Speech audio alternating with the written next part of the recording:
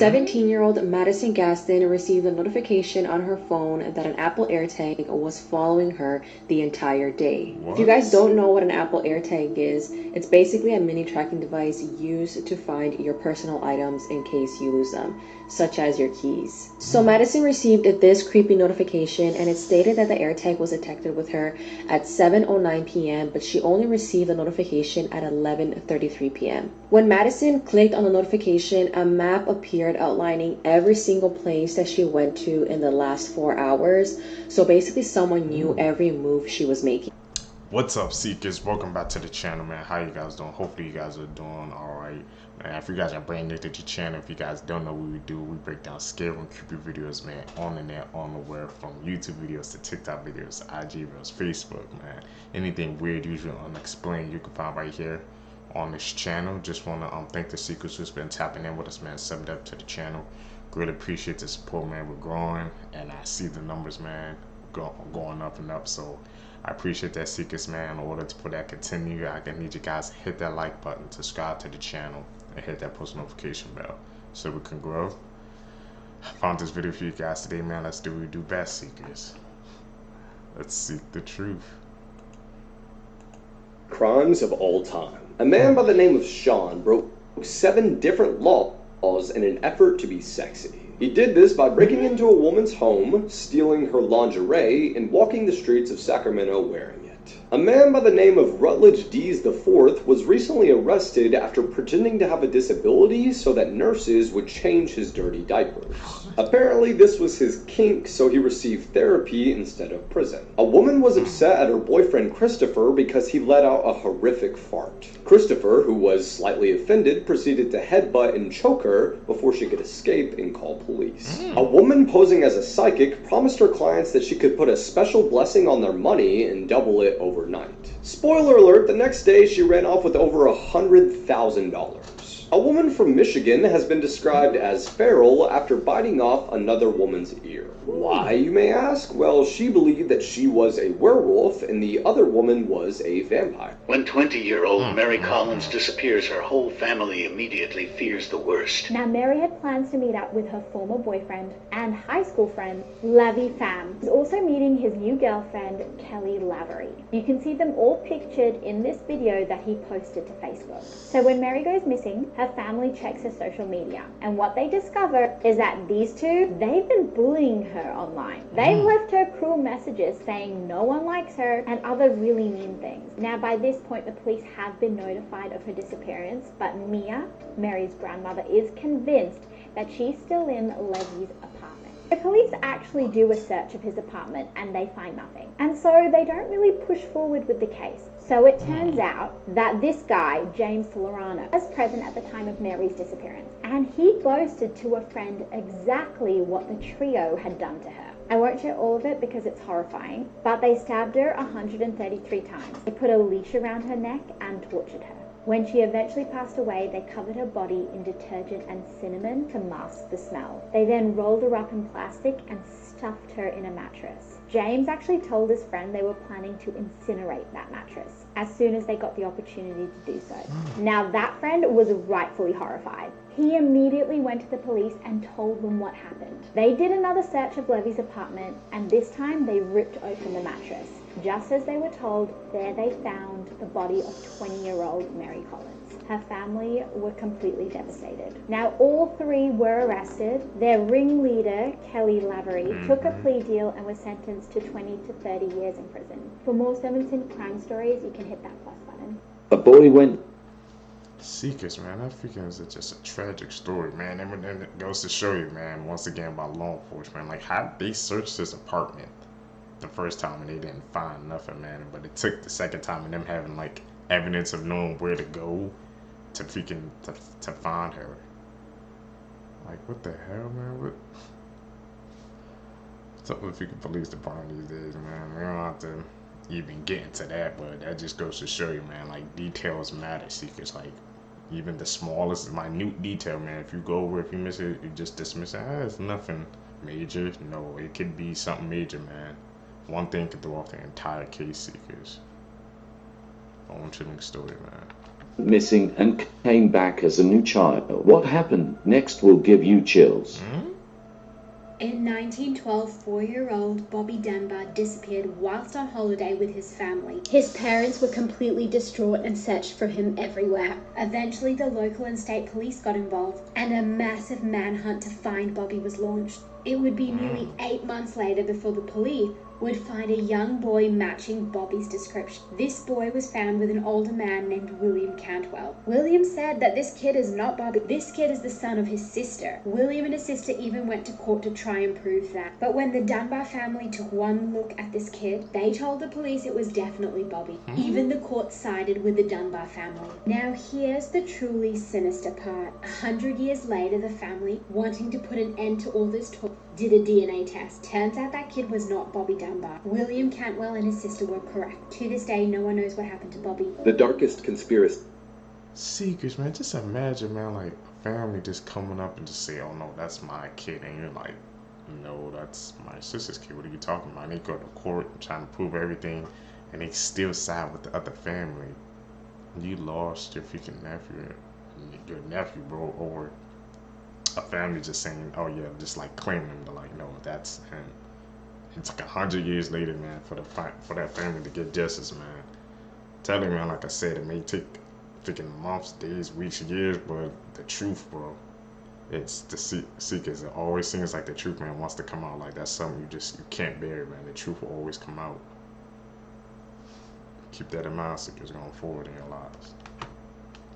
Theories. The Teletubbies theory. The theory says that the show is inspired by historic events that happened in a Bulgarian mental facility. Each Teletubby is inspired by a kid that was experimented on. Lala was based on a child who had a facial disfigurement and had to smile all the time. Tinky Winky was based on a deaf child who was tied to a fence outside and suffered frostbite. Dipsy was inspired by a child who was constantly sick and ended up lying in his own puke. And Poe was based on a child who fell into fire, which is recognizable why his color is red. Court documents for Idaho suspect Bryant. Seekers, what do you guys think on that Teletubby theory, bro? Like I said, man, these videos we watching, man, the more and more we find out, man, how our childhood shows they're not what we think they were, bro. If you truly go behind the background, you gotta see it's like some dark history behind it, man. Kids shows, TV shows, adult movies, anything, man. It's like these, man, there's always like a hidden message behind it. You just have to know how to find the secrets. Now I heard that Teletubby theory a couple of times, man. So should we dive into that, man? I want to know. And Koberger are now showing that the DNA from the knife sheath is a statistical match to him. An STR DNA comparison was performed, or short tandem repeat analysis, and Koberger's profile was 5.37 octillion times more likely to be his than someone from the general population. I didn't know octillion was a number, but it's apparently a 1 followed by 27 zeros. That was my bad. Octillion, what the hell? I was playing the game, and I got put down the phone. Okay. That was my bad. What? No. It's only me home. Okay, so this was just an accident. You called 911. Did you say you killed 2 people or something like that? Rainbow 16. I had my headset on. Okay, how old are you?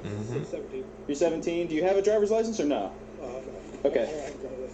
Are you? But now the police. Where's your parents at? Where? Okay. Playing Do you want me to talk to your mom? Yeah. You don't need trouble, man. If it's an accident. Hey, is this Elijah's mom? Okay.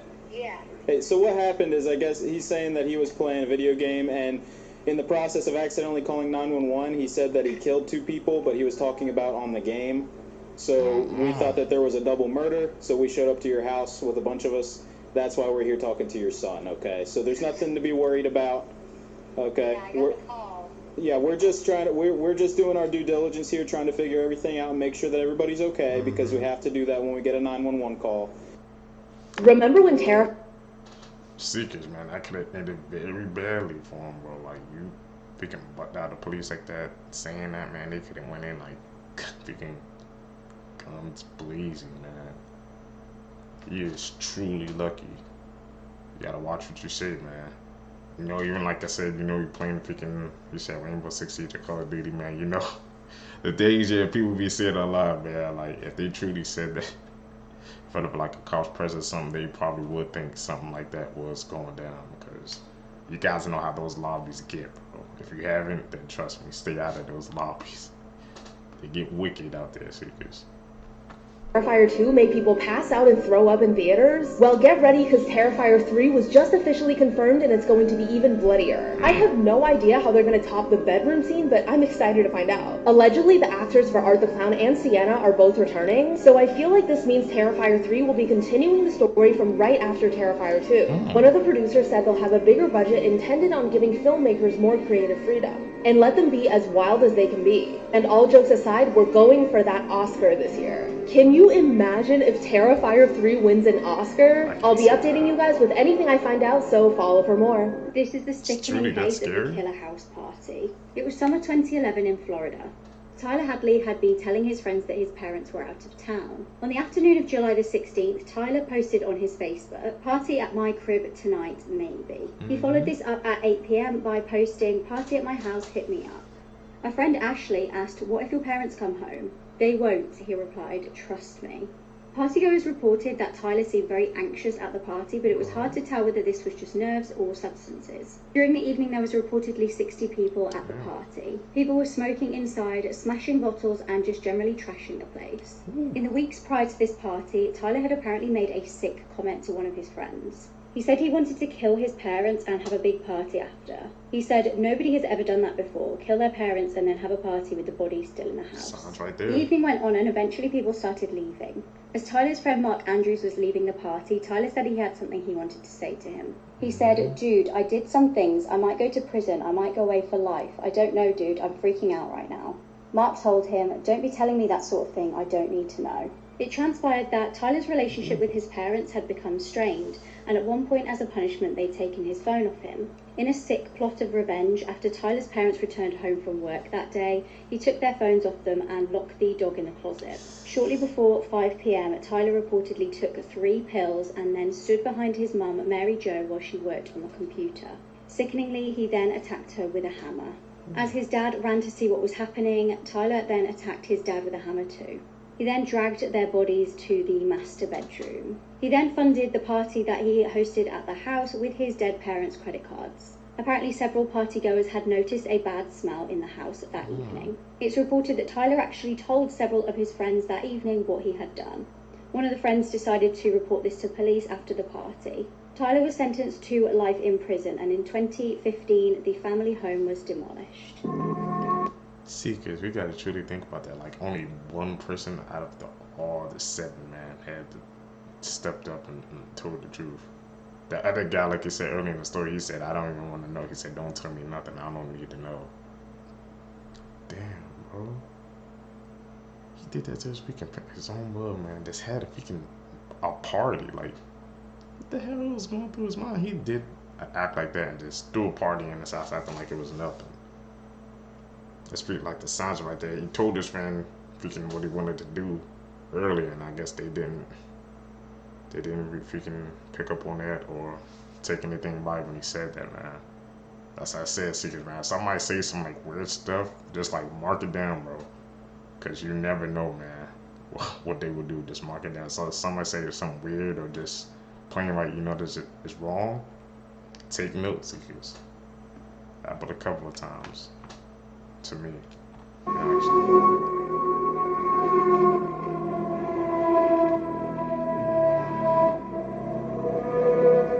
Imagine going to Disney World only to be followed by someone the entire time and not even know it. 17-year-old Madison Gaston received a notification on her phone that an Apple AirTag was following her the entire day. What? If you guys don't know what an Apple AirTag is, it's basically a mini tracking device used to find your personal items in case you lose them, such as your keys. So Madison received this creepy notification, and it stated that the AirTag was detected with her at 7:09 p.m, but she only received the notification at 11:33 p.m. When Madison clicked on the notification, a map appeared outlining every single place that she went to in the last 4 hours. So basically someone knew every move she was making. By the way, Madison was with her family, and when they saw this, they all panicked and emptied their bags and belongings in the parking lot, but they were still unable to find the AirTag. There's been a number of growing cases where women have reported AirTags following them, and this usually happens in places like Disney World or where kids or teens usually go. And unfortunately, a lot of criminals and predators are using AirTags to stalk people, steal cars, and even kidnap children. And just so you guys know, there are settings on your phone that allows you to get notifications if an AirTag is detected on you, so you might want to check that.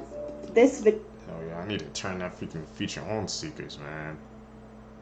I'm telling you, man, like I said, this technology and stuff, bro, when it gets too advanced like that, that's freaking scary, man. Like, somebody was tracking them for hours and they had no idea. Like, imagine you just doing your daily everything routine and you found out somebody has been tracking you for hours and you still couldn't even find, and they still couldn't even find the AirTag, Seekers, because I guess it's that small. I guess maybe it was on a car or something, man. Like I said, they thought there was on their belongings on a person, but I think it could have been on a car. Because to track them for that long, for 4 hours, that's weird and very scary. You don't know what the intentions were, Seekers. I need to turn that feature on now. Video is one reason why you need to make sure you are so hyper vigilant. This woman and her son were just trying to get inside the house, and look what her Ring camera caught. Here. Not outside, look. Standing there. She would never teach enough. He definitely was trying to freaking break in, bro. There was like this freaking, like, when the son closed the door, it was like that close to freaking, he was that close to getting in. And just freaking standing there staring. She was freaking vigilant, bro. She was checking the cameras and all that. Like I said, that's why you have to be vigilant. Because you never know, man, who's lurking behind that corner, Seekers, who could try to do something to you. You can get a Ring camera as well, man. Gotta be protected, Seekers. What would you guys do in a situation like that? You confront them or you just call the police? Never see her with a different guy. Every time you different, then it's a lie.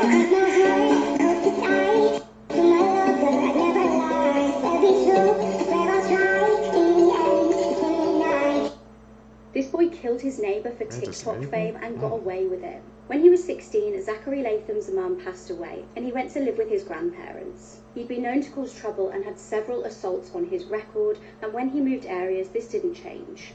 He posted regularly on his TikTok about his love for cars, but he started to make enemies in his new area due to his reckless driving. William Durham, a 51-year-old corrections officer, was Zachary's neighbour. He lived with his wife and 2 sons next door. Due to Zachary's behaviour, tensions grew between the Durham family and the Lathams. In April 2020, Zachary got into a confrontation with William's wife, Catherine. She confronted him about his reckless driving, and Zachary filmed the exchange for TikTok.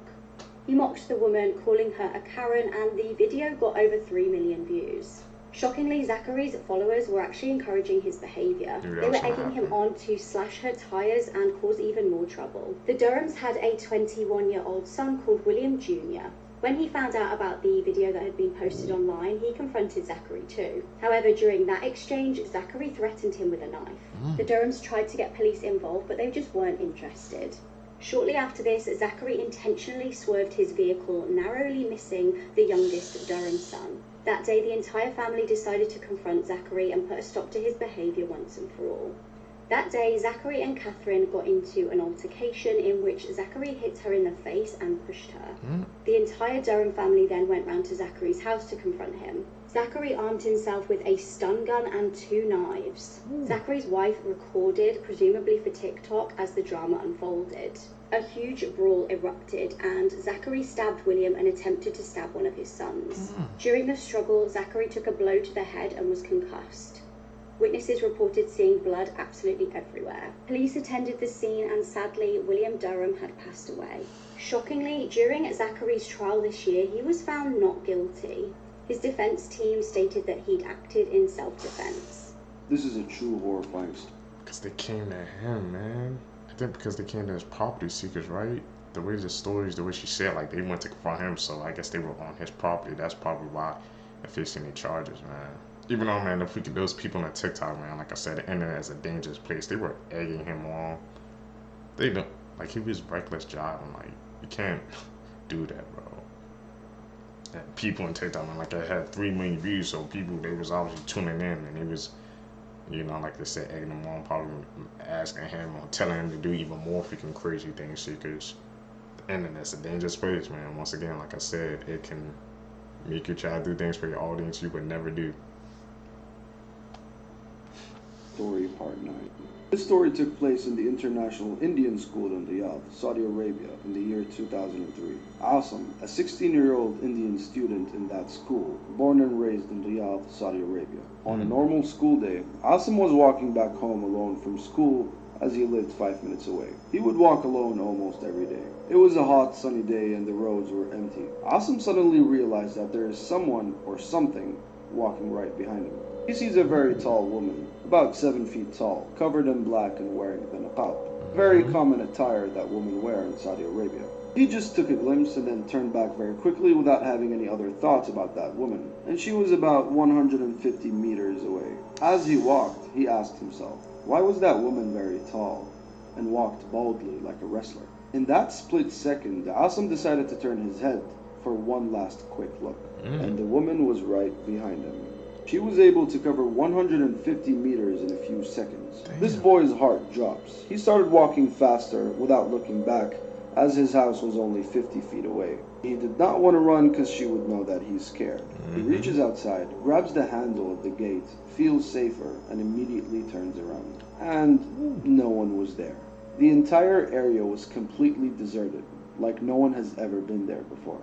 Now that there are no connecting lanes around the building that Asim lives in, the woman had nowhere to turn. But where is she? It terrified him that she vanished out of nowhere, given the fact that she also followed him 100 meters plus in a few seconds. He just froze and stood there in shock for a whole minute after what just happened. He goes through the gate, turns his head one last time, and there she is, 20 feet away from the gate, staring through his soul with a smile. He was able to tell that she was smiling from the lifted eyelids from the rear ends. As he froze in his spot, staring at this thing, it removes its veil slowly, and the boy sees not a man, not a woman, but a beast-like face, staring at Asim through the gate. After this incident, Asim never walked to school alone for weeks. Until this very day, Asim being in his 30s right now, not knowing what the hell that thing was, and why were the roads completely empty during the time span of this incident. Shikos, what do you guys think about that case? Was that just like an elaborate story, or did that kid truly see a beast? So she pulled off her face and it looked like that. I'm like, what the hell? Maybe it's that young, walk home from school anyway. That's just already like a red flag to me. If you're that young, I don't think you should be walking home from school, because like anything could happen. See, because what do you guys think? Is that cap or fact, man? I need to know. Should we investigate this story even more? Did she beg you to stop? Did you hear her lungs gargling with blood? Or did you see it in her face when she realized she could no longer breathe due to her collapsed lungs? What were her last words? Did you stay to watch her die? Or did you leave her there in agonizing pain as you ran away? Now a lot of people have been tagging me in this video, so I'm here to explain the backstory to this whole thing. The girl you see here is named Tristyn Bailey, who on Mother's Day was found brutally stabbed and slashed to death. Now, Tristyn was one of 5 children of Stacy and Forrest Bailey. She lived in Florida and attended Patriot Oaks Academy, where she was a cheerleader. On May 9th, 2021, Tristyn's parents reported her missing after her mother came back home and didn't find her in her room. The neighborhood came together to try and find Tristyn, but failed. That's when the police got involved, where they found Tristyn's body stabbed 114 times. A nearby neighbor's CCTV camera captured Tristyn walking alongside with what appeared to be Aiden Fucci, who at the time was 14 years old. But then 2 hours later, Aiden can be seen running back home alone. Police quickly took Aiden Fucci in for questioning, where Aiden took a Snapchat picture and a video in the back of a cop car. It was obvious that Aiden wasn't taking the situation seriously. Having fun. Cop car. Yep. Tristyn. What's up, guys? Tristyn, if you can walk out the damn... When you see this in a month... It's in a cop car, guys. Tripping, dude. Until investigators saw the snap, as well as a response saying, "You were with her, Aiden. You know what happened to her." Investigators also noticed Aiden switching up his story every time he was questioned about the night. After constant interrogation, Aiden finally confessed to being with Bailey that night, and that they were both heading to a friend's house. On their way back, however, Aiden says that they both got into an argument, and he pushed Bailey, and Bailey struck her head on a rock on the way down. But investigators found a pocket knife with the tip missing, the same weapon that was used to stab Bailey 114 times. This weapon also belonged to Aiden. They also investigated Aiden's home, where they found blood-stained clothes and blood-stained shoes. It was concluded that Aiden lowered Bailey out of her house, as they were neighbors, then brought her to a secluded area where he stabbed her 114 times, all over her body. Nobody knows why Aiden killed Tristyn. It's being stated that Aiden had no motive to kill Bailey, as his peers say that he always fantasized about killing somebody. Aiden was arrested for first-degree murder and charged with the death of Tristyn Bailey, and he was tried on February of 2023, where he pleaded guilty, and on March 24th, 2023, he was sentenced to 40 years to life in prison at the age of just 16 years old. Like and follow for more. I am not... Yeah, freaking no remorse, man. Like you said, he had no motive at all. He just said that he just wanted to feel what it was like. I was like, people like that, seriously. Goes without saying, one of the most dangerous people you probably will encounter, man. Like I said, he was on Snapchat just throwing out the peace sign, making light the whole situation. It's like, man, he was always self-incriminating himself, changing up the stories. It's just like, seekers. You have to be vigilant, bro, especially when it comes to the kids, man. Because nowadays, bro, anybody's capable of freaking depravity. Anything. Doesn't matter what age, man. Young, old, freaking even kids, man. These videos we watching together, it really blows my mind, seekers. Crazy, man. Tragic case as well. I'm not sorry for something I didn't do, and I am not sorry for the things I did do. Mr. O'Neill, All right. Listen, stop, All right. listen to me. I'm not You're not going to raise your voice again. I'm not going to raise my voice again. I'm not. I will have you removed from this courtroom. I can sentence you without you being present. Yes, ma'am. You don't conduct I yourself. understand, young. Thank you.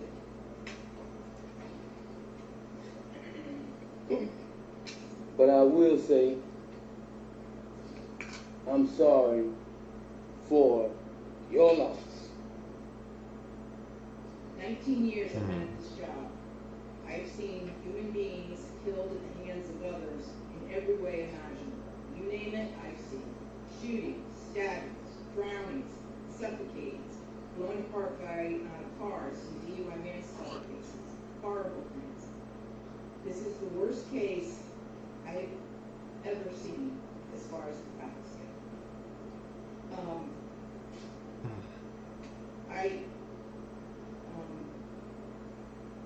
When they fired the person from fire department, when he testified, and when he said that he retrieved the body of Ronivia O'Neill from the home, and all he could do was sob.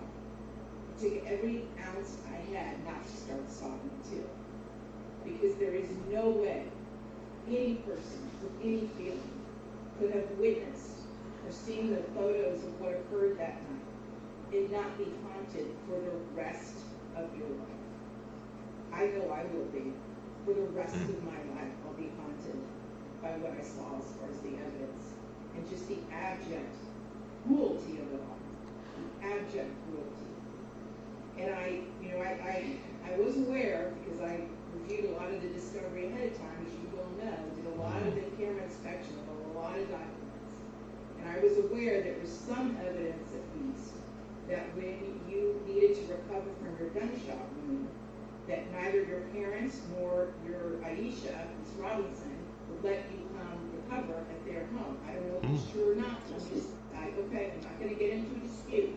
I'm just mentioning there was some evidence referencing that in the records. And all I can think about because I knew that Miss Barron was not with you romantically at the time. And I knew that she just out of the goodness of her heart let you come stay with her.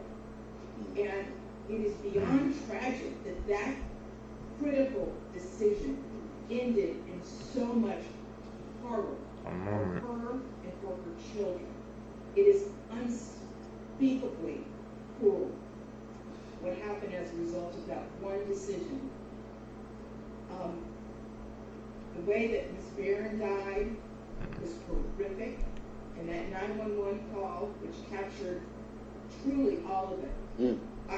You've heard, and everyone who's heard that 911 call heard a death scream. If anybody ever wants to know what it sounds like before a human being dies, knowing that their death is imminent, that's exactly what it is. That was a death scream. You don't see it, it's true. But what happened to little Ronivia and to little Ronnie, but I'm going to focus on Ronivia, because she was special. And you can tell Miss Barron had done everything she could to create a beautiful home for her family. I noticed that the Ronivia's bedroom, before you set it on fire, you could tell she tried so hard to make her feel like a princess. Kenyatta did everything she could. And I noticed too in the kitchen, on the refrigerator, she put up magnets that said faith, love, family, hope. And then you know what else happened at the refrigerator during that night? It got splattered with blood all over it due to what happened. Little Ronivia, she couldn't scream, she couldn't run away, and she witnessed what you did to her mother as far as shooting her mother in the arm with the gunshot. She knew. And the horror that that child suffered. And she already had a life where she was born with challenges regarding her physical and her mental disabilities. But the pain and suffering that she suffered that night at your hands, unspeakable, absolutely unspeakable. And at the moment, that first time you struck her with that hatchet, and little Ronnie testified that all he could see was tears coming out of his sister's face. At that moment, that child knew. She knew she was being betrayed in the cruelest, most tragic and sorrowful way that a child could ever be betrayed. She was being betrayed by her parent, the one person that should be there to protect their children and love them and keep them from harm. And that was the last thing that child felt before she passed on from this earth. He doesn't care. Utter, cruel betrayal to her. She was feeling emotion at the judge. Just given what she was explaining that case, man, he truly didn't care. He said, like she was just going, breaking the case down, not play by play, but just breaking it down, what he was doing. Yeah, freaking no remorse, man. Ronnie O'Neal.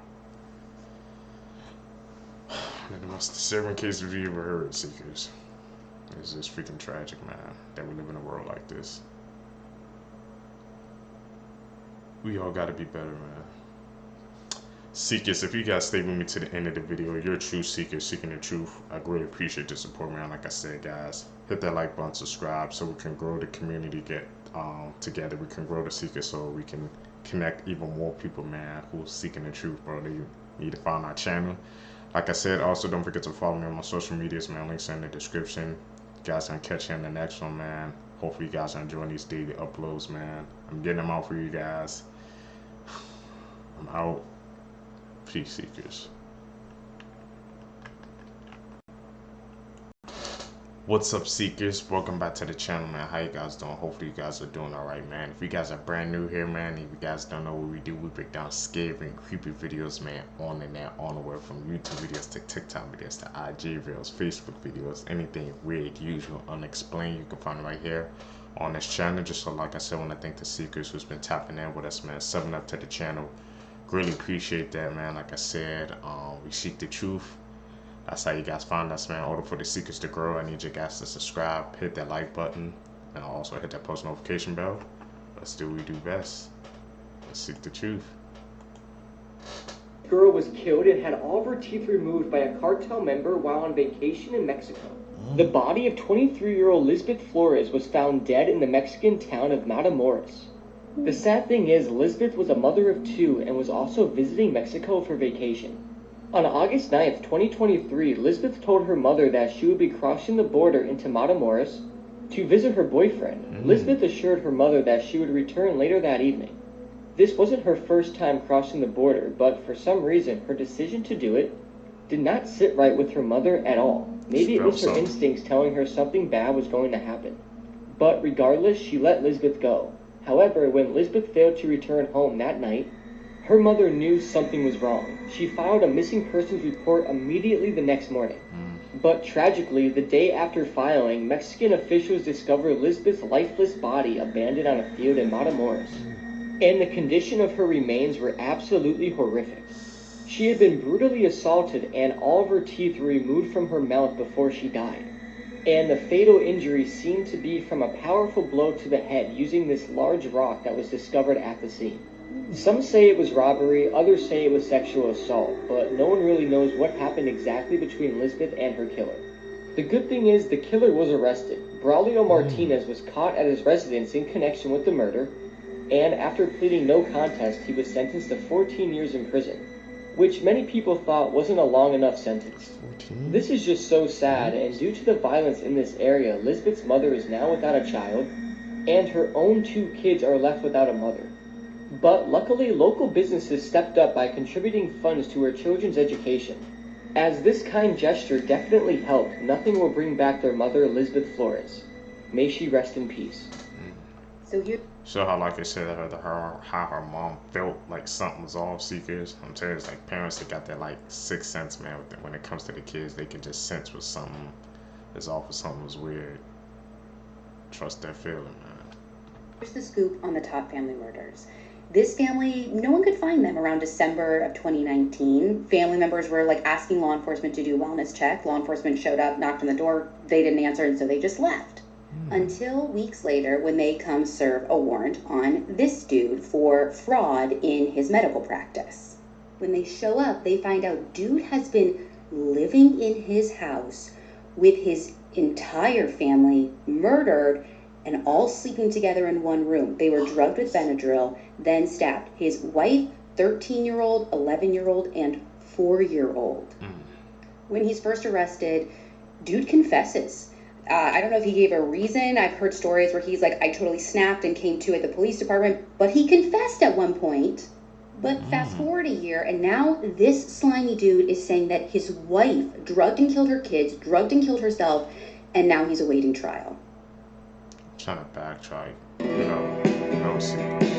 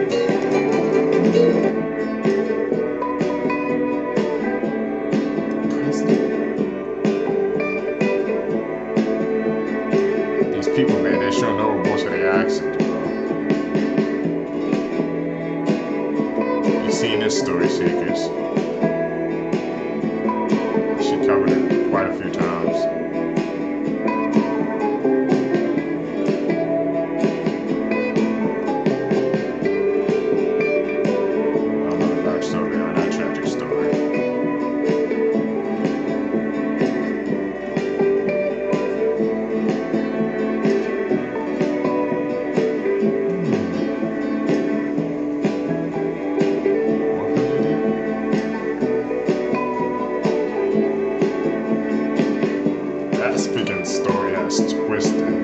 Freaking many turn seekers. She covered this like quite a few times. We've been down this rabbit hole before. Tragic story.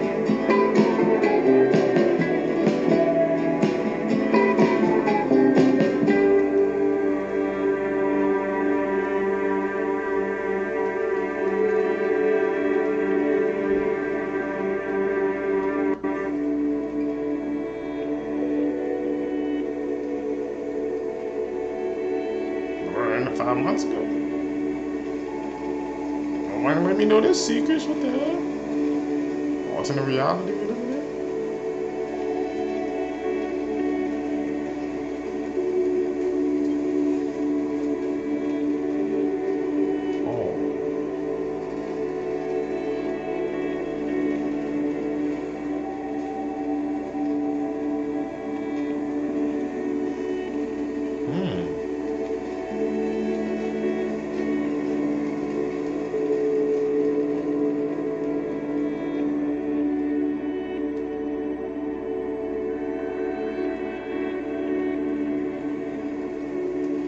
That's it. Her freaking ex, bro, I'll probably feel her freaking pissed off, bro.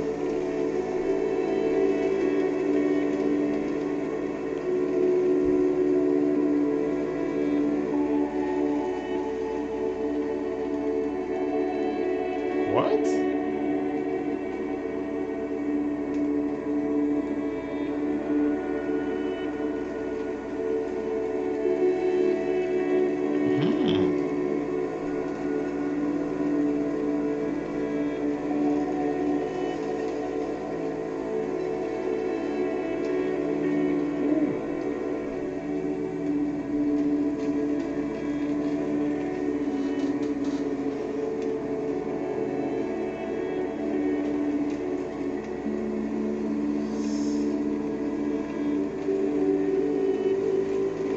Seekers, man. We've seen many freaking Teletubby theories, but that one's a new one that just got freaking brought up to us.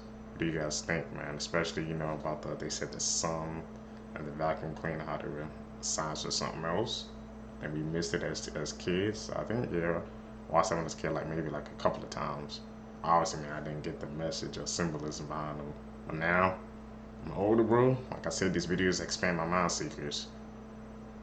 I didn't even think about it like that, man. Teletubbies. Want some timing, bro.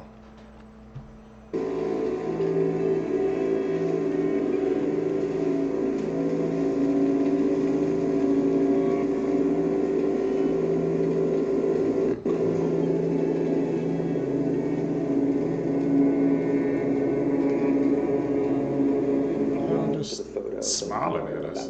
This was captured on the Ring doorbell of Jessica Gerald on a 2014 morning around 3 a.m. It is the only shot that we have of the man who broke into her home. For context, this is a small town right outside of Omaha, Nebraska. Like, bad things don't happen here, or so everyone thought. Unprovoked and completely without motive, the man was seen on camera around 3, and then he uses a glass scoring tool where he very quietly makes a hole in the window and then enters through the living room. So the following morning, Jessica Gerald, she doesn't go into work, so her family is contacted, and they go to her home, where she is found without her head or her tongue. Media investigation was launched where the footage was eventually recovered. The man seen here had also posed her body without the head sitting up at her kitchen table. Is that a freaking smile? That smile was like freaking, looked like pure evil, seekers. Did that damn freaking horrific act. And that family had to go through that, seekers, man. I'm telling you, bro, this world that we live in, man, it's crazy. And like I said, happened in a small town. You wouldn't think of it happening in a town like that.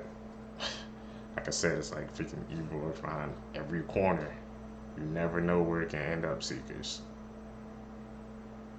Ooh, that smile was freaking bone chilling, man. Here are some ideas that I have for saw traps that I can't believe we haven't seen yet in any of the 10 movies. Why are we not throwing anyone into a wood chipper? I cannot believe we live in a world where the Halloween franchise threw someone into a wood chipper before Saw did. Like, you could have somebody conveyor belt style getting pushed into it. Maybe they have to make a confession before they get thrown in there. On a similar note, why have we never had a saw trap where somebody faints at the sight of their own blood and is unable to complete their trap because of it? I think this is a unique and fun concept, and I would love to see what Jigsaw would do in this situation. Would they pull them out and try again with a different test, or just let them have it? Bear with me.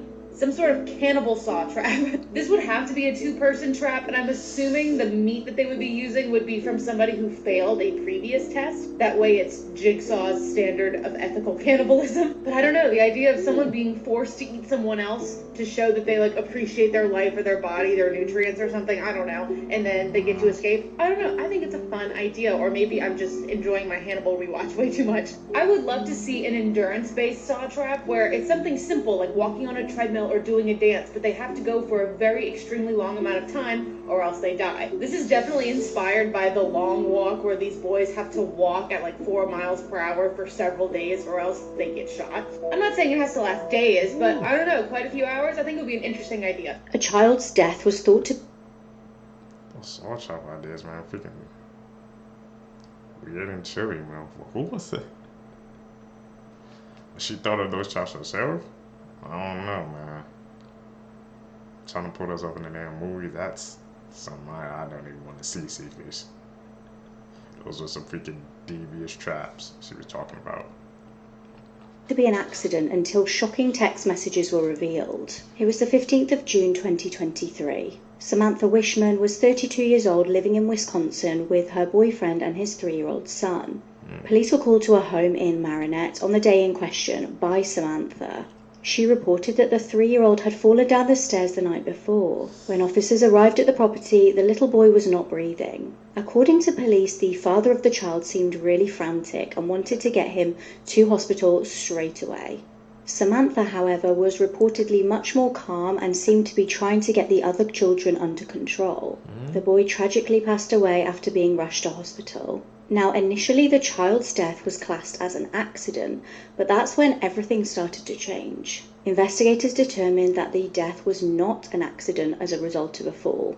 This was after the autopsy showed that the child had broken ribs, a punctured lung, concussion and bruising on his head and body. It was determined that he died from blunt force trauma. Investigators seized Samantha's phone as part of the investigation, and what they found was truly chilling.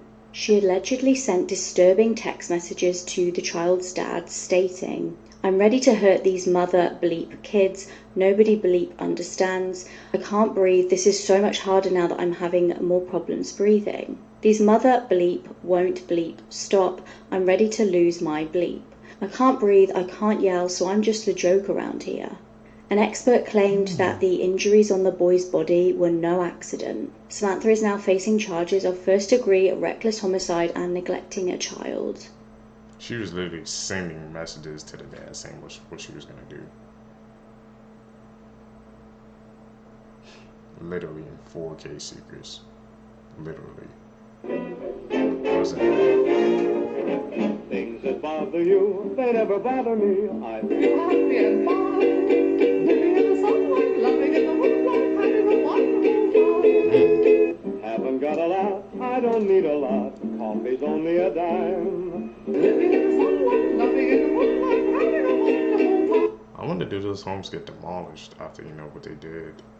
The conspiracy theories around the eclipse on Monday are getting so wild, ranging from the end of the world to a mass human sacrifice event to declaration of martial law to usher in a new world order, and even, and I'm not kidding, Jesus' return. So let's just dive into some of them. The first theory that I've seen a bunch of is the solar eclipse will begin a mass human sacrifice event. Now, a post on Reddit as well as multiple videos online say that the line from the solar eclipse of 2017 and the line from the upcoming one on April the 8th creates an X very close to the New Madrid fault line. The theory goes on to say that they, whoever they are, will use a man-made device to trigger that fault line, causing a massive earthquake, which will then be blamed on the eclipse to make it look completely natural. Number 2, Operation Balloon. This theory claims that the government, using the eclipse blackout as cover, will deploy balloons filled with poisonous gas. I mean, nighttime is a thing. every night. Number 3, the eclipse will usher in 3 days of complete darkness. This video, which somehow got 371,000 likes on TikTok, claims that the Bible's prophecy of 3 days of darkness before Jesus' return could happen on Monday. So maybe just chuck that in your schedule for around Wednesday. Number 4, the USA will be destroyed if they don't change their evil ways. The path of the eclipse goes through 2 towns called Nineveh, and in the Bible, Jonah was sent by God to tell the town of Nineveh to change their ways and repent, or they will be destroyed. And what links this to Monday is that an eclipse took place around when Jonah arrived in Nineveh. Number 5, the government is preparing for something, because the National Guard and hazmat teams were never activated for a solar eclipse before 2024. Now, the fact that local governments have issued in these measures is true, but only to manage the influx of crowds and people. And not only that, but similar preparations have been issued before. In the 2017 solar eclipse, the National Guard for Oregon was deployed. Now, it kind of goes without saying, but there's no actual evidence to support any of these theories. Only coincidences which people are inserting meaning into. But hey, April the 8th is fast approaching, so I guess we'll just wait and see. I remember when that eclipse happened, Seekers, man. Everybody was outside. I seen some people just standing out there looking up.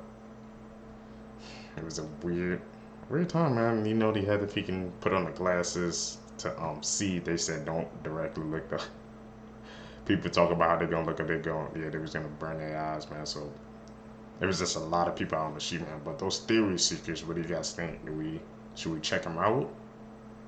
Or should we just leave it at that? It was just a regular eclipse, nothing else. There was no other messages behind it. What do you guys think?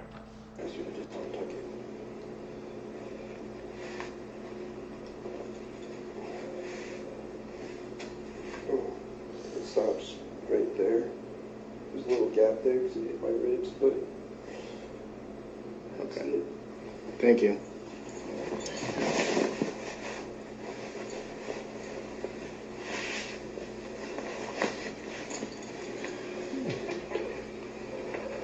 Now, I'm going to show, don't turn the screen on yet, please. It's going to be frame 3111, and I don't want to show it gratuitously, but I want the jury to see it. So if we could just turn it on for a second, turn it off. Yes.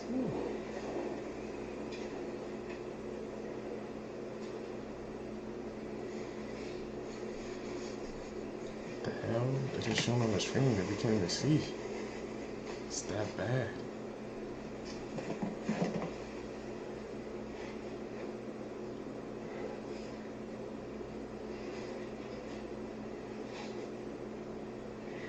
I don't have anything else. Mr. Nelson? His face, you can tell. Mr. Mayor, my name's Aaron Nelson. I want to ask you some questions, okay? Yeah. I understand watching the video and seeing the pictures is upsetting to you. Is that fair? Yes. I'm going to try to do it without the photos, but if you need to see one, you don't need to display it. Just let me know if you need something to refresh your memory. I'm happy to show you on my computer or some other way. I want to do this as easy as we can. Does that make sense? Yes. Okay. Want to ask about some of the things that you initially... An important new feature for those situations where you want to let a loved one know you made it back home safely. Check-in. Whether you're walking home after dark or going for an early morning run, you can start check-in with a family member or friend to let them know when you get home safely. As soon as you arrive, check-in automatically detects that you're home and lets your friend know. But if something unexpected were to happen while you're on your way, it can recognize that you're not making progress towards your destination and check in with you. And if you don't respond, it can automatically share useful information such as your current location and the route you took. And they'll also be able to see your battery level and cell service status so they know if you might be able to take their call. And any information shared with your friend is end-to-end encrypted. So that's check-in, an easy way to feel reassured that your loved ones have your back. Seekers, what do you guys think about that check-in secret feature the app was trying to implement? Is that like, just, a way for people to check in with us, man, our loved ones and friends, to make sure we're safe, or could that be another way of them just tracking us, trying to have our location, knowing where we're at, Seekers? That's what I kind of got the vibe of. That's the vibe I kind of got. The guy would track your location, so I'm just like, I need even more, I guess, ways for them to track us. And they said the information encrypted. Anybody can get that type of information.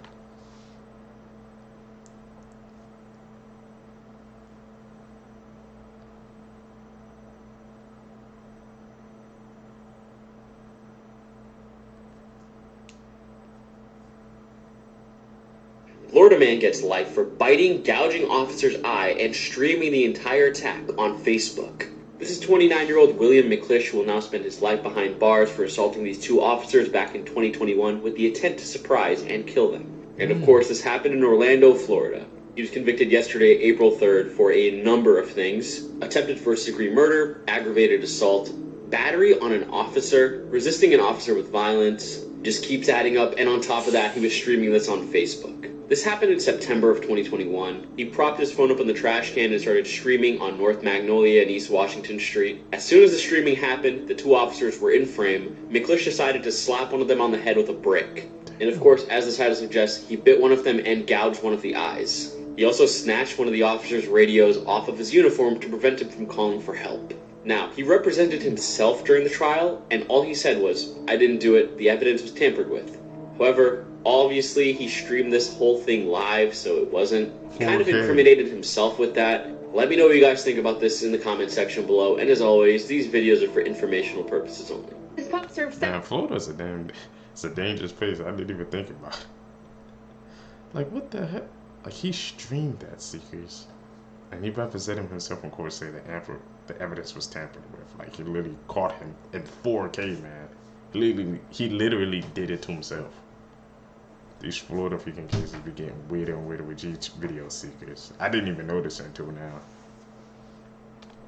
cemetery water and killed hundreds of people. Hi guys, I'm on my way to the office and it's absolutely freezing, but I wanted to show you the water pump that started an epidemic. This is Aldgate Pump, the symbolic start of the East End, where the last wolf in London was killed, and a place immortalized in Sherlock Holmes and Dickens. But most people pass by every single day and have no idea that it killed hundreds of people. The pump as it is now was built in 1876, but the well water below is ancient. And look how cute it is on the August map. It has been a trusted watering hole for Londoners likely since the Romans. But in 1860, the water was noted as tasting unusually bright, sparkling, and cool, with an agreeable taste. That agreeable taste was because the water had an unusually high calcium content. Well, why was the water so full of calcium? Well, because the pump's water came all the way from Hampstead in North London and flowed down to the pump in East London, but not before passing through Hampstead's newly constructed cemetery, which, if you've been paying attention, we visited on our little field trip to Hampstead over the summer. The water passed through the cemetery, through the decaying bodies, collecting bacteria, germs, and that sweet, sweet calcium straight from the bone. Soon, organic matter from North London was being served up to the unsuspecting East Enders, and they started dying. In fact, hundreds died in what became known as the Aldgate Pump epidemic. Reports showed the water contained 5 times the normal quantity of solids. Personally, I would say any amount of solids is a red flag,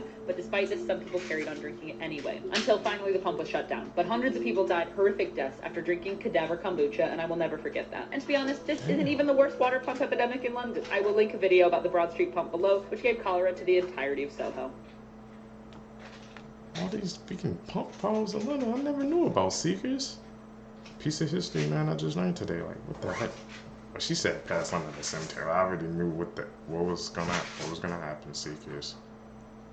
Like, all that water just freaking flowing through under the cemetery, and it got it and contaminated the supply.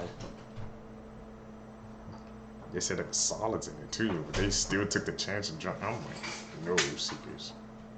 Something I can't do. Oklahoma woman sentenced for shooting her 3 teen children in the head while they were sleeping. 43-year-old Amy Hall will now spend life in prison. 2 of the children died and 1 was severely injured.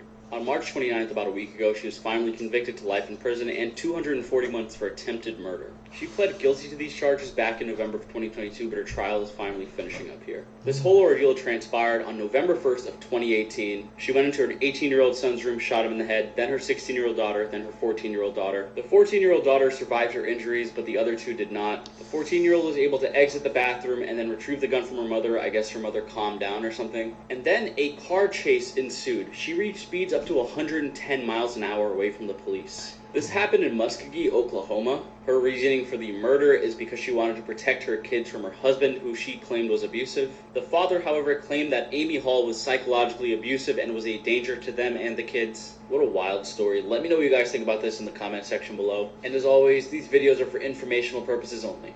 Tragic story seekers. Thoughts down below. Man, it's down a whole damn line.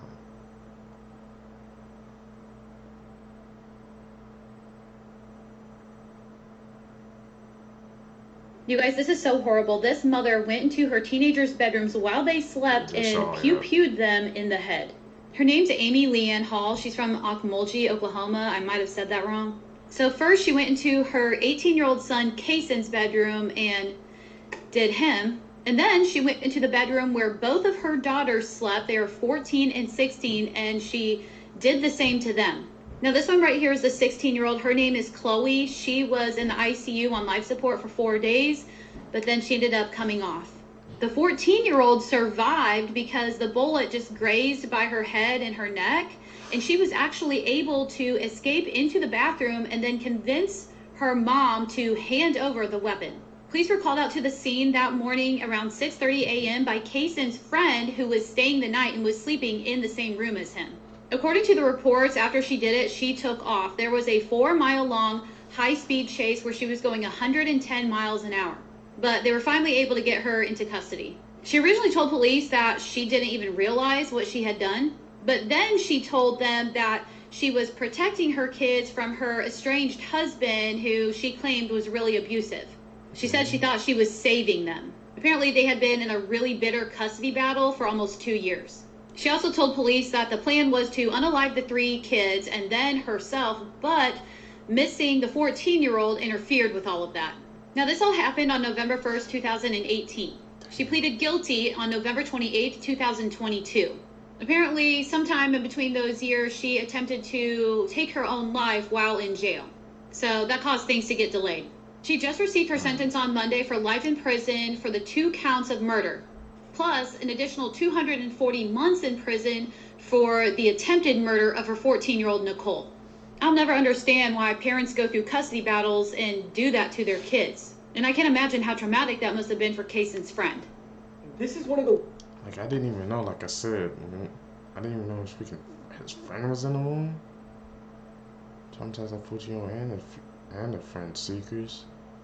Like, yeah, I've noticed it when it came to these cases, like whenever there's a custody battle involved, like one of the parents always try to take the kids away from the other parents just to like prove a point or something. I'm like, do you understand it's your kids as well? Like, when you do that, you're not only hurting the other parents, you're hurting yourself in the process.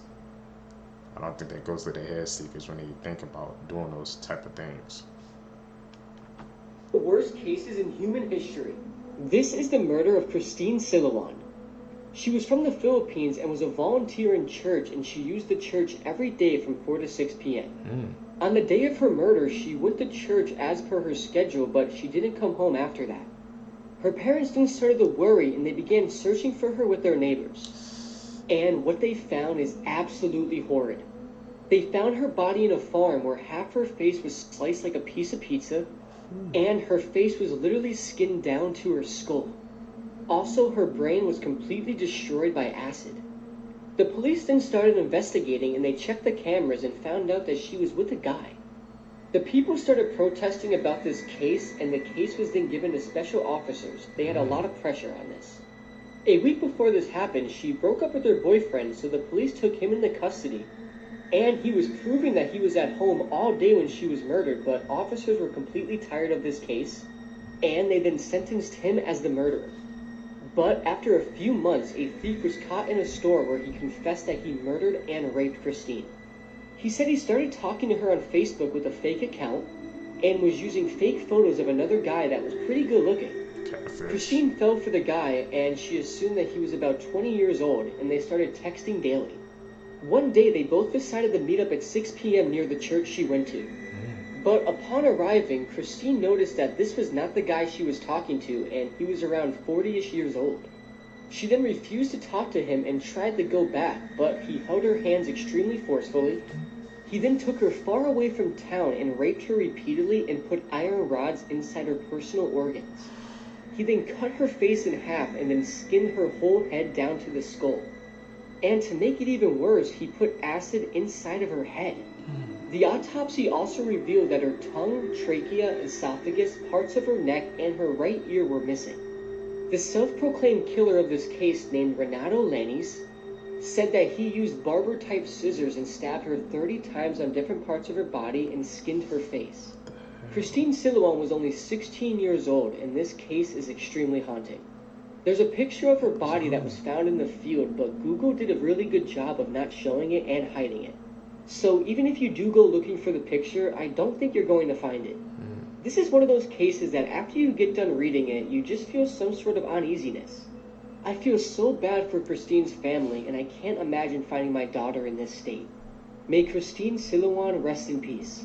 Terrifying facts you never knew. If your immune system ever found out that you have eyeballs, you would go blind. Which means right now your immune system has no clue that you can see. Because if it did, they would attack your eyeballs until you can no longer ever see. This is because your eyeballs have a protein in them called crystalline that doesn't exist anywhere else in your body. So if your immune system found out and checked them out, it would be like, something's wrong here. Studies show that most serial killers are born in November. Today's high school students have the same anxiety levels as insane asylum patients had in the 1950s. I'm not gonna lie to y'all, my anxiety might be up there too. There's a disease called fatal familial insomnia, where people suddenly one day lose their ability to fall asleep, which leads them to slowly go insane. They can't distinguish dreams from reality anymore and go into some type of paranoia. It becomes so severe that they eventually die. Those that make it to the final stage and don't die usually end up in a vegetative state, no longer conscious. And it can happen to any one of you. About 3,000 people go missing every year in the United States. The last execution by guillotine was in 1977. This was in France. And also that was the same year the first Star Wars movie came out. You are always 6 minutes away from death, but breathing resets the clock.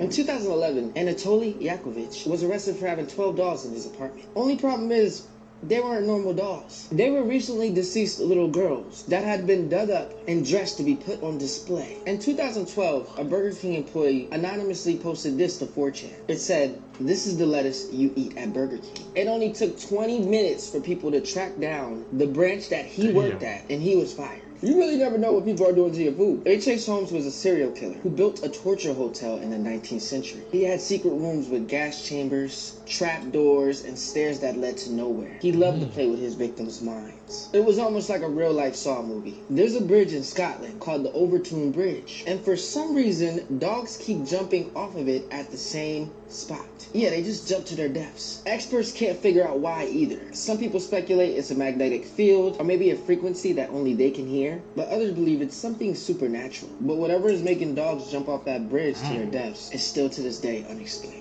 Joe Matheny was an infamous serial killer who not only cooked his victims to eat for himself, but also made them into burgers, using their remains. He then sold them to unsuspecting customers from a roadside food stand. We really never know what we eat. I'm cooking all my food myself. Because why don't we eat over people's house? In 2021, a new homeowner was shocked to find a boarded up wall. When he ripped the boards off the wall, he discovered a hole. In that hole was a doll clutching a note. The note saying that she killed a family who lived there in the 1960s. Be honest, would you move out? In 1978, there was a pilot named Frederick Valentin. Him and his plane disappeared in Australia. His last communication was, "Melbourne, that strange aircraft is hovering above me again." It is hovering and it is not an aircraft. This is a mugshot of William West and William West. Oh, and they're not related at all. But they were both sent to Leavenworth Prison at the exact same time in 1903. And after some confusion, the staff finally figured it out. They were two different people who had the exact same name and looked identical. This was said to be one of the main reasons why we now use fingerprints to identify somebody. There's biotech being developed as we speak that can make prisoners feel they are serving an 1,000-year sentence in a matter of 8 hours. That's horrifying. Imagine thinking you spent 1,000 years somewhere, and then when you wake up and snap out of it, you realize that it was only a couple hours. Do you know how crazy that is? Anyways, like this video if you want a part 2. Some crazy information we were seeing at the end, Seekers. Especially about the saying how they're speaking two guys, the twins. That's why we use speaking thumbprints and animal. Like, imagine that coincidence. Just two guys that look like end up in prison, man. and they had to freaking change the whole system because of that. And the biotech they freaking developing, that's scary, man. I tell you, Seekers, man, this technology, bro, be getting out of control. Like, imagine you spending your, like I said, 1,000 years and something. You wake up, it's only been a couple hours. That's damn near, that's like a genjutsu, bro. They trying to put you in, man. That's an anime reference. Seekers, that's it, man, for this video for you guys today, man. If you guys stay with me to the end, you're a true seeker, seeking the truth. I appreciate the support, guys. Like I said, guys, I'm daily upload, man. Freaking April, bro. I haven't missed a day since like March, man. I've been going strong. I really appreciate the support, man. This is something I like to do, man, and I know we can grow our community even bigger and better. So guys, hit that like button, subscribe, hit that post notification button. That's how we can grow the community. Also follow me on my social medias on there as well, so our community can grow. You guys can catch in the next one. I'm out. Peace, Seekers. What's up, Seekers? Welcome back to the channel, man. How you guys doing? Hopefully you guys are doing alright, man. If you guys are brand new to the channel, you guys don't know what we do. We break down scary and creepy videos, man, on the net, on the web, from YouTube videos to TikTok videos, IG videos, Facebook videos. Anything weird, usually unexplained, you can find right here on this channel. Just want to thank the Seekers, man, for tapping into the channel, subbing up, and hitting that post notification bell. I really appreciate that support, man. That's how we can grow the Seekers, man, by you guys hitting that like button and spreading the videos, man. Found this video for you guys today. Let's do what we do best, Seekers. Let's seek the truth. Hear about this YouTuber who was kidnapped in Haiti and held for ransom? On March 14th, Addison Malouf, also known as Your Fellow Arab on YouTube, was kidnapped in Haiti after he traveled there to interview one of the most notorious gang leaders who goes by the name Barbecue. He's pretty much known for traveling to the most dangerous parts of the world and documenting his experiences. But when he arrived to Haiti, he stayed in this empty hotel and planned to drive 6 hours to the city of Port-au-Prince, where the streets are completely ran by gangs. This is the last video he took before he was taken by a gang and was held for a $600,000 ransom. We leave right now. We'll get there while it's dark. It's about a 6-hour road trip. We'll get there while it's dark, and that place is completely run by gangs. It's so dangerous to go to Haiti right now, and the fact that this guy went for a YouTube video is pretty crazy. But apparently, he was released yesterday, and then he posted this on his Instagram story saying that he was okay. This grandmother threw her... Ooh, Seekers, man. I've been seeing like a couple of those YouTubes, man. Some of those videos, man, they kind of get recommended to me, like, you know, interviewing like the most dangerous gangs and stuff, and they be traveling around the world to do that, man. That takes a different type of freaking bravery to do that, Seekers, man. Because you're literally putting yourself in danger, man. And just for a video, if you think about it, just to get that video up. But hey, that he's freaking captured, but he got released, so that's the main thing. But I heard some people when that freaking I heard some people had said that it might be staged, Seekers. So do you guys believe that? Do you guys really think he got captured by a Haiti gang, that gang, or was it just staged, you know, for the video? Some people do that. I don't know. We're gonna have to check that out, Seekers. A 2-year-old granddaughter because she disliked her son-in-law. Fall of 2010, 50-year-old Carmela de la Rosa lived in Fairfax, Virginia with her husband and her son. He also had a daughter named Kat, and Kat was married to James Oddog, and they had a daughter who was 2 years old named Angelina. On the night of November 29th, Carmela went with her husband, children, and granddaughter to the largest shopping center in Virginia, which was the Tyson Corner. They all had dinner together, and once they were done, they walked over to this pedestrian bridge that was on the 6th floor, and this connected the shopping center to the parking lot. At that time, Carmela was holding Angelina in her arms. As they were passing through the bridge, everyone was in front of Carmela, and she stopped, leaned over the railing, and threw Angelina 45 meters down. Angelina was then taken to the hospital, but unfortunately died a few hours later. Police ended up interrogating Carmela, and that's when she admitted that she deliberately threw her granddaughter over that bridge. They had asked her why she did this, and she stated that at that moment she had just lost her mind. Carmela then stated that at that moment when she threw her, she thought about her son-in-law, who she deeply hated for getting her daughter pregnant before marriage. In September of 2011, Carmela went to trial, and her lawyer stated that she had mental problems and that she was taking medication for it at that time. The jury found Carmilla guilty of first-degree murder, and she was sentenced to a max sentence of 35 years in prison. This is currently the most... Seekers, man. Tell you, man, the things people will do, bro, when they have that freaking anger in their heart is just... It's just mind-blowing, man. She got mad at her son-in-law because of what he did with her daughter before. I guess they got mad in her eyes, and she just decided to say, we're just gonna end it all. Just because he did something that she didn't like, and she just decided to take it to the freaking most extreme level. Seekers, man. That's how I said, Seekers, you gotta be aware of these people, man, around in your lives. You don't know, man, what they'll do, bro, if you piss them off or make them angry. Crazy case, Seekers. Terrifying video on the dark web. It was published anonymously, so we don't have any more information.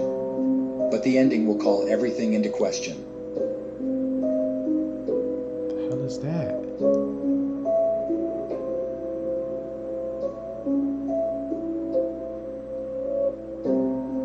What type of dark magic is this?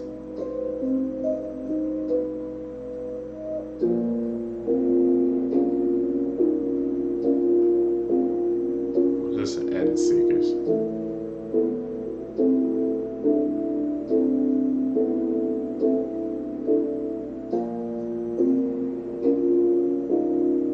She looking like, what the hell going on?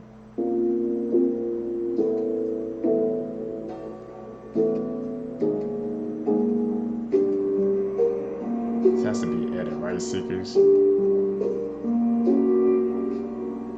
Well, terrible update after a 12-year-old girl and two 13-year-old girls were arrested in Washington, D.C.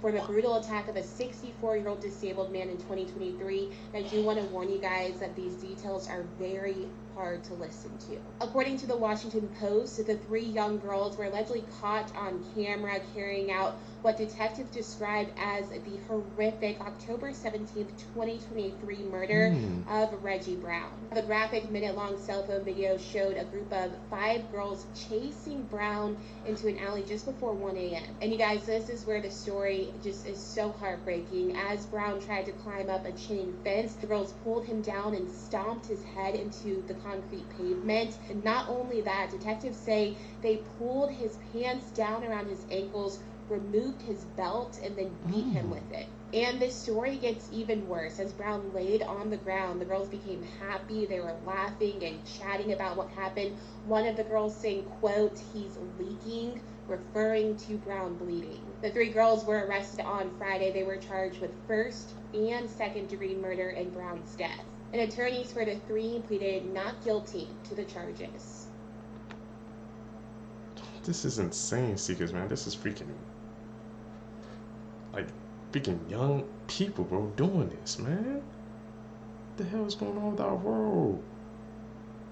Pretty sure he's probably just minding his business, and they just decided just to run down and freaking attack him. This is in DC too. I'm just gonna quote, like I said, when they did the act, they was laughing and smiling, gonna say he's leaking. Like, the hell's going through their damn minds, and they be doing this stuff, bro? And there was nobody else around when that was going on.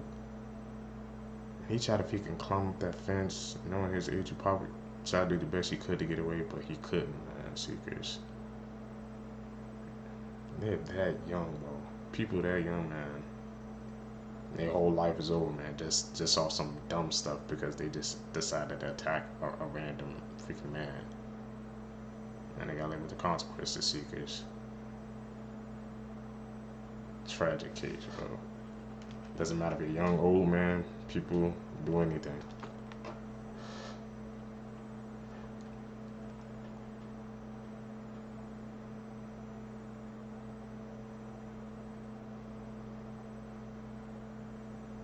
Do you guys remember the case of Lacey Fletcher, the woman who melted into her couch? Well, the people responsible for this have been sentenced. But let me remind you guys a little bit about 36-year-old Lacey. In 2022, she was found deceased on her family's couch, and apparently she sat there for 12 years without moving. So how exactly does that happen? Well, Lacey had severe autism and she was nonverbal, so she solely depended on her parents as her caregiver. But after years of neglect, she weighed less than 100 pounds. She was found covered in maggots at her own waist. And again, this is how the couch looked like when they found Lacey deceased. Lacey's cause of death was acute medical neglect, and ultimately her parents, Sheila and Clay Fletcher, were each sentenced this month to 40 years, but will only be serving 20 years in prison. Now, what's outrageous is that her parents, who went from this to this, testified that their daughter refused any medical attention. How can someone who couldn't communicate and completely relied on them refuse medical attention? A 36-year-old weighing less than 100 pounds. Let that sink in. This tragedy could have been prevented. There is no excuse.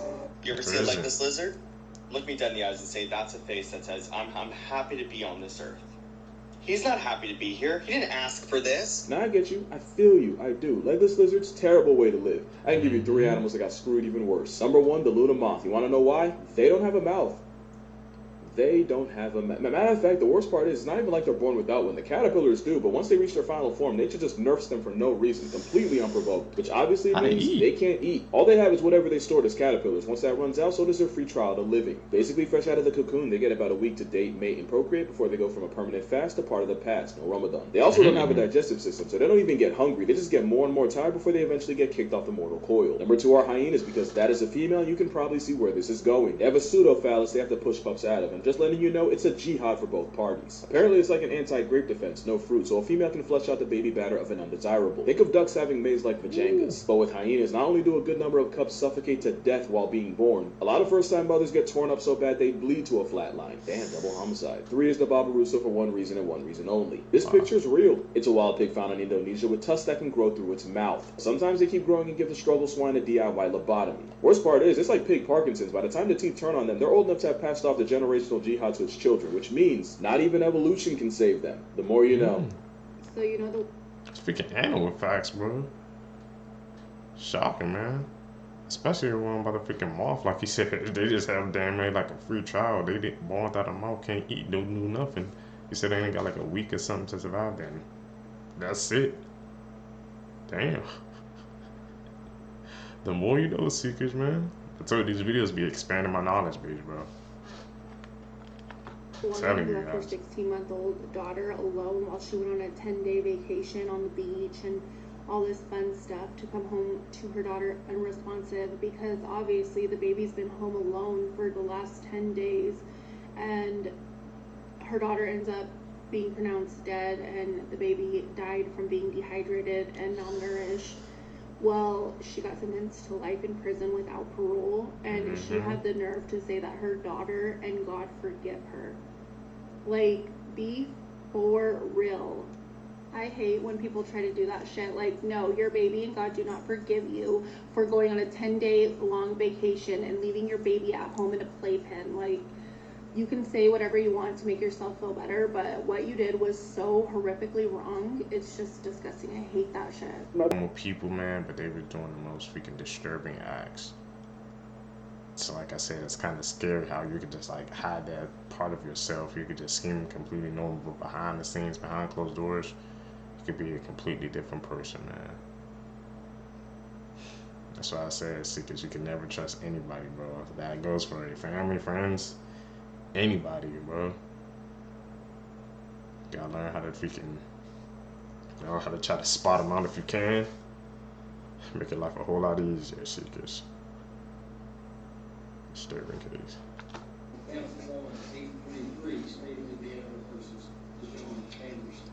Miss Anderson, for the record, would you state your full name, please? Yes, I am Princess Calipia Hatan Tupape II, representing the entity Dejon Anderson. You're known as Dejon Anderson? I'm representing the entity as Dejon Anderson. Your date of birth? My date of birth is February 2nd, 1961. That would make you how old? That would make me 63 years old. And the last 4 digits of your social security number? I do not have a social security number. I have a declaration of nationality underneath the Washita Morris of the Indigenous People of the United Nations, Chapter 221593. Oh, she lost. My address is...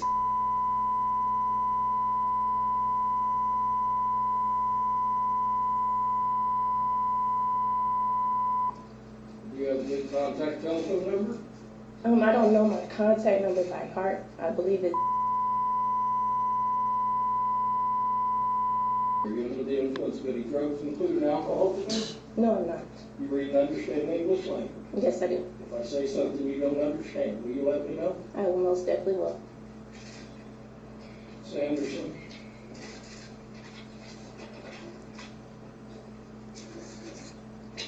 Officer Busick, who's investigated this, looked for you for the past 2 years. And Prosecutor Hunt have charged you with 3 counts of criminal conduct. Count 1 is murder as a felony. Would indicate that between April the 10th, 2022, and April the 16th, 2022, in Washington County, state of Indiana.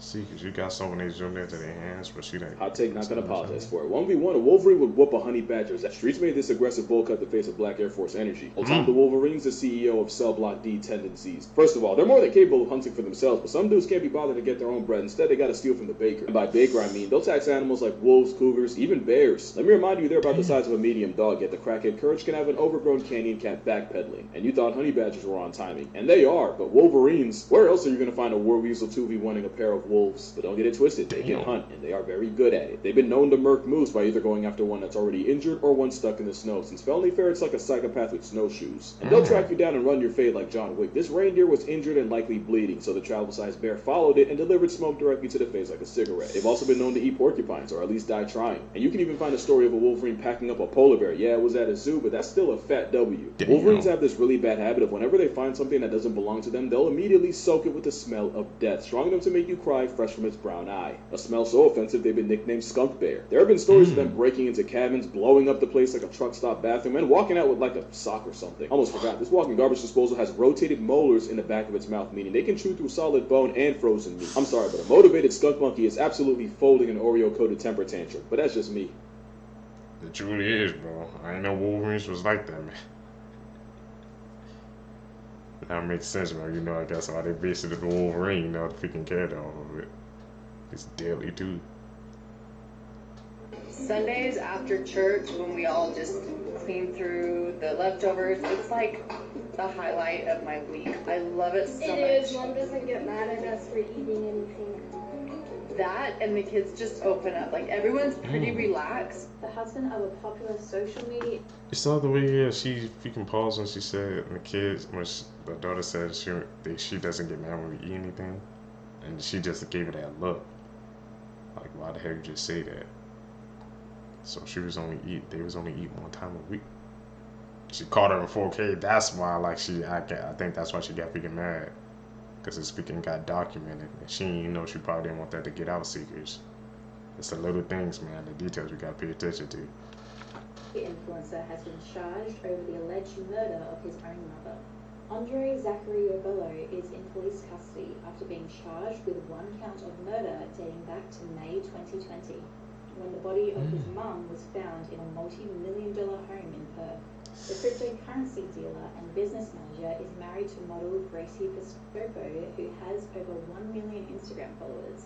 Rebello fronted court on Tuesday and is also facing 35 fraud charges, which allegedly occurred in the months following his mother's death. The alleged offences stem from May to July 2020 and include forgery and attempts to gain a benefit by fraud. Rebello has pleaded not guilty to the alleged financial claims and will face a trial over that matter in December next year. Rebello has not entered a plea on the murder charge and will face court later this year. Andre and Gracie have been dating for 8 years and share a 3-year-old son named Romeo. Gracie's social media accounts were once flooded with photos of her and Rebello, but she has been noticeably absent for most of the past year. Rebello did, however, feature in a video on Miss Piscopo's YouTube account in September. Rebello will face court again on December 21st. Once again, man, social media can freaking cloud your perception, bro. She posted those pictures, and you think they were the freaking like perfect couple, but she didn't know the freaking horrible backstory behind of what the guy did, the husband. It's like, damn, it's like, social media really freaking changes your perception, bro. Like, You can have a whole fake life online, but she don't know what's going on behind the scenes. That's what I've been learning recently, Seekers. Hopefully you guys learn that as well, man. Don't believe anything on the internet.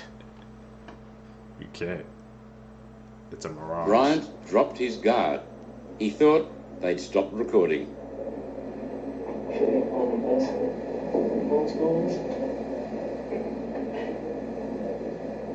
don't find that very funny statement at all, mate, to be quite honest. Should have put that on record. I'm still recording at this present stage, so that is on recording. If you think the criminal in the video was stupid, you are absolutely correct. The man in the video is Martin Bryant, who despite being 28 years old during the interrogation, had an IQ of 66, equivalent to that of an 11-year-old. His actions, however, were not as innocent. On April 26, 1996, Bryant would arrive at Port Arthur and carry out the deadliest massacre in modern Australian history, leaving 35 deceased and 23 others injured. Many believe that his actions were for attention and notoriety, inspired by previous massacres. A neighbor of Bryant said that he allegedly told him that he'll do something that would make everyone remember him. Others believe that his motive was to kill the couple, David and Noeline Martin. Bryant blamed the couple and believed that they were the reason for his father's depression, which ended up with him taking his own life. After his capture, he was very curious about the total death count and seemed impressed by the number. Australia's most heinous man was given 35 life sentences and 1,652 years in prison.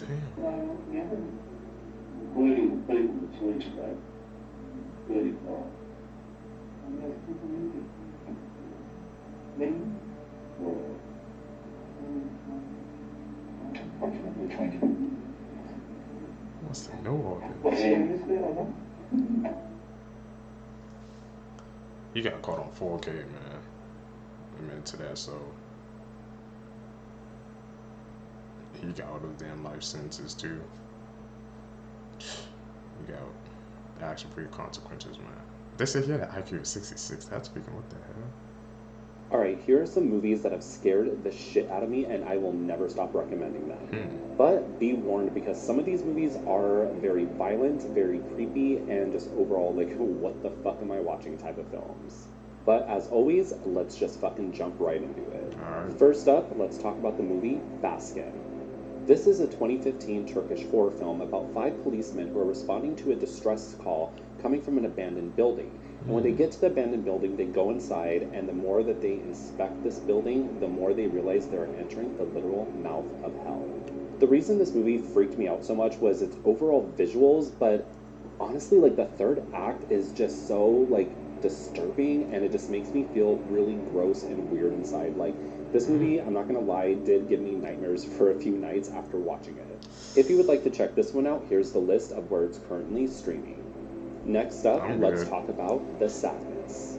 This is a Taiwanese horror film about a virus that breaks out, and this virus basically causes people to act out on their most intrusive and, like, violent thoughts. This movie follows a couple who are trying to reunite amongst the fucking mayhem that's going on.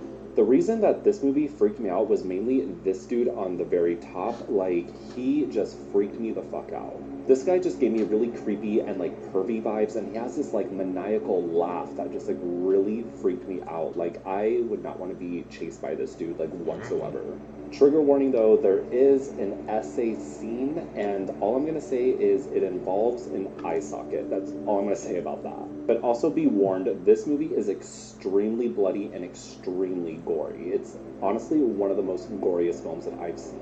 And if you'd like to check this one out, here's the list of where this one is currently streaming. Next up is the movie The Similars. This is a Mexican horror film about a group of people in the 1960s who get stuck at a bus station during a horrible freak rainstorm. One by one, each person falls victim to a very unusual seizure, and when they come out of the seizure, they all have the same face of one man that's at the bus station. And they all start to notice that even like on the magazines and posters at the bus station, all the people on it have the same face of this man. The reason this movie freaked me out so much was because it's very like Twilight Zone-y. Like, things are happening in this movie that should not be happening, but they are happening. And it's just very like, what the fuck? You could almost categorize this movie as a cosmic horror film, which is like my favorite subgenre of horror. I guess you can kind of say this really does freak me out because it's kind of like the fear of the unknown. Like, we don't know why this shit's going down, but it's going down. If you would like to check this one out, here's where this one is currently streaming.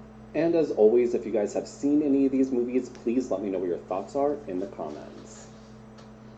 Some freaking crazy ass moves. Some crazy moves, man, with those freaking devious plots, bro. I ain't checking those out, though. I ain't gonna lie. Those descriptions he gave, you said he was in a horror and he got nightmares, but I believe him, bro. You gotta see this. That ain't me. I ain't checking those out. Seekers, man, that's it for this video for you guys today. If you guys made it with me to the end of the video, you're a true seeker seeking the truth. I greatly appreciate the support, guys. Like I said, guys, make sure you guys subscribe to the channel, hit that post notification bell, hit that like button, man. Also, follow me on my social medias on there as well, guys, so all the seekers, so we can stay connected. Trying to get my numbers up there as well. Like I said, also, man, tell me again, man. Like I said, should I start a Discord so you guys can send me clips, man? I'll do it, but only if you guys like want me to do it. We've gone in April, man. Hopefully I can continue my daily uploads, man. Like I said, I'm still deciding because the things going on behind the scenes that may kind of prevent me from doing daily uploads, but we're just gonna see how this shakes out. I'm out. You guys gonna catch you in the next one. Peace, seekers.